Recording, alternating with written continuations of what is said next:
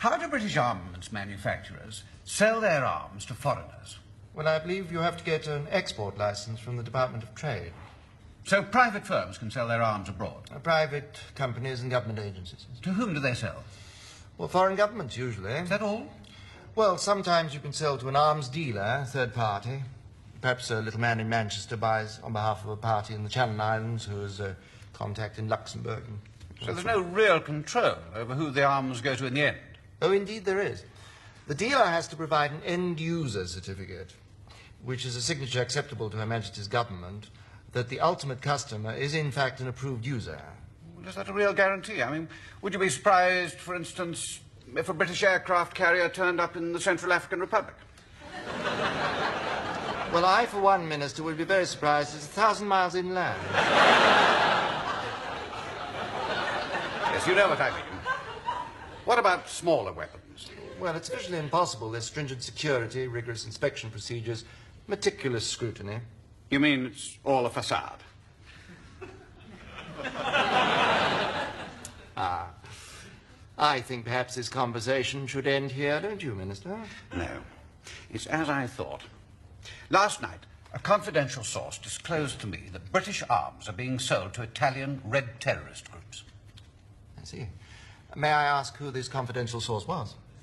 Humphrey, I just said it was confidential. Oh, I'm sorry. I naturally assumed that meant you were going to tell me. You seem to be very worried by this information. Well, these things happen all the time. It's not our problem. So does robbery with violence. Doesn't that worry you? No, Minister. Home Office problem. Humphrey, we're letting terrorists get hold of murderous weapons. We're not. Well, who is? Well, who knows? Department of Trade, Ministry of Defence, Foreign Office. We, Humphrey, the British government. Innocent lives are being set at risk by British arms in the hands of terrorists. Only Italian lives, not British lives. With British tourists abroad. Tourists? Foreign Office problem. Humphrey, we have to do something. With respect, Minister, we have to do nothing. What do you mean? The sale of arms abroad is one of those areas of government that we do not examine too closely. Well, I have to, now that I know about Well, it. you can say you don't know. You're suggesting I should lie? Oh, not you, Mr. No. Well, who should lie? Sleeping dogs, Minister. No, I'm going to raise this. No, Minister, I beg you. A basic rule of government is never look into anything you don't have to. And never set up an inquiry unless you know in advance what its findings will be. Believe this. We're talking about good and evil. Our Church of England problem. No, Humphrey. Our problem. We are discussing right and wrong. You may be, Minister, but I'm not. It would be a serious misuse of government time. Selling arms to terrorists is wrong. Can't you see that, Humphrey? No, Minister. Either you sell arms or you don't. If you sell them, they will inevitably end up with people who have the cash to buy them. But not terrorists. Well, I suppose we could put some sort of government health warning on the rifle, perhaps.